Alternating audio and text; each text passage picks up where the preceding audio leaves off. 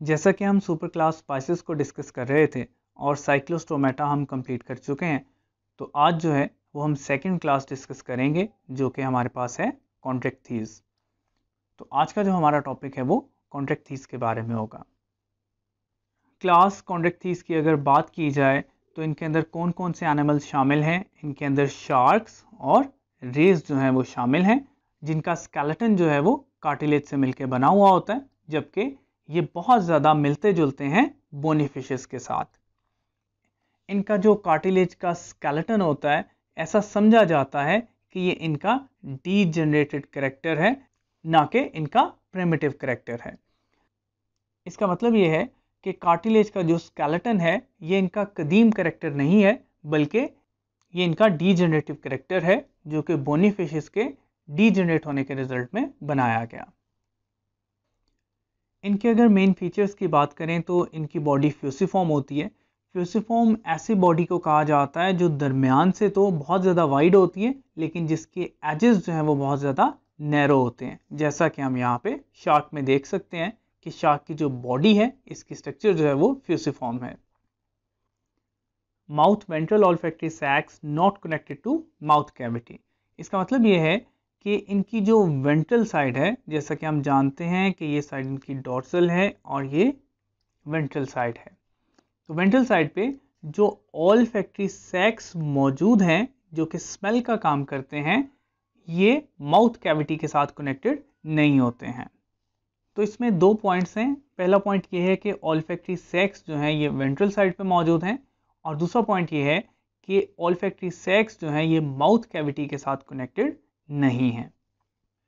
इनकी बॉडी पे placoid scales होते हैं। प्लेकॉइड स्केल्स कैसे स्केल्स होते हैं, अगर हम यहाँ पे ड्रॉ करें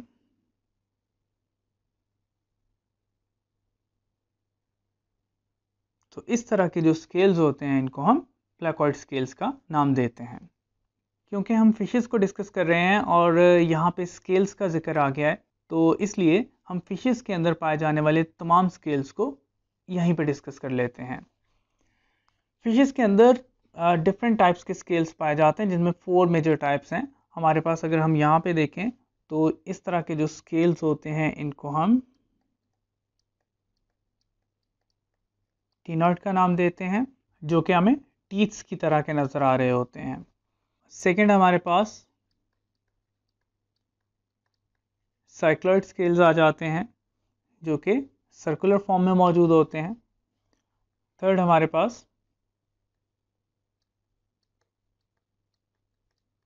गैनर्ड स्केल्स आ जाते हैं, और लास्ट में हमारे पास प्लेकॉइड स्केल्स आ जाते हैं। तो यहाँ पे हमारे पास जो सबसे पहले हैं ये टेनॉइड हैं, सेकंड सर्कुलर हैं जिनको हम साइक्लॉइड कहते हैं, थर्ड हमारे पास गैनॉइड हैं जो कि शाइनी होते हैं, और फोर्थ वन हमारे पास प्लेकॉइड स्केल्स हैं। क्लास कॉन्ट्रैक्टीज के तमाम एनिमल्स के पास एंडोस्केलेटन पाया जाता है जो कि एंटायरली कार्टिलेज का बना होता है। डाइजेस्टिव सिस्टम में इनके पास जे शेप स्टोमिक होता है, जैसा कि यहाँ पर हम इस डायग्राम में देख सकते हैं कि ये जो हमारे पास स्टोमिक है ये जे शेप है।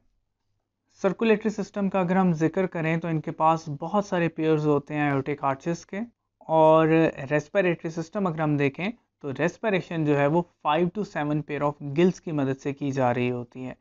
यहाँ पे इस डायग्राम में हम देख सकते हैं कि आपको जो है वो गिल्स नज़र आ रहे हैं, तो यहाँ पे 5 to 7 पेयर जो हैं वो गिल्स के मौजूद हो सकते हैं, जिनके ऊपर किसी किस्म की कोई कवरिंग यानी कि अपर कॉलम जो है वो मौजूद नहीं होती है।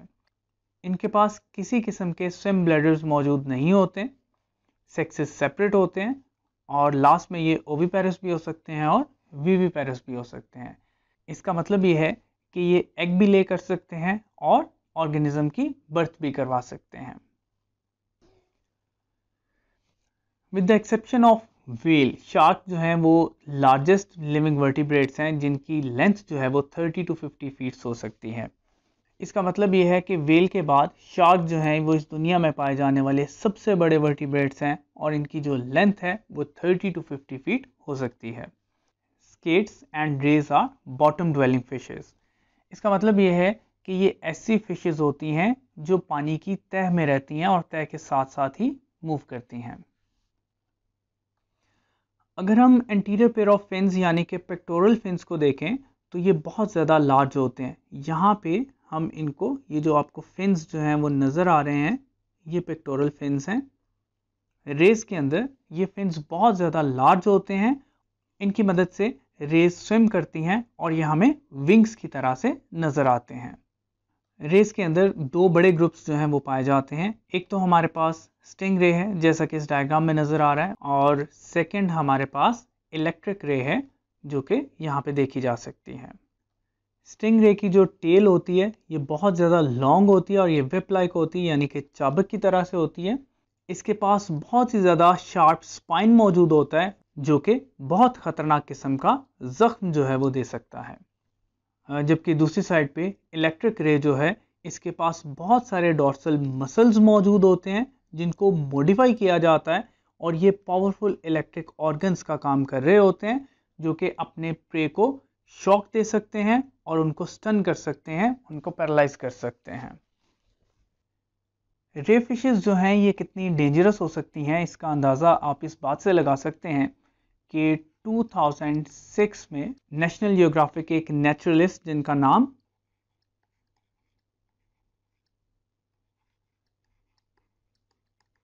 स्टीव आर्वेन था, जो कि मेरीन लाइफ के ऊपर एक डॉक्यूमेंट्री बना रहे थे।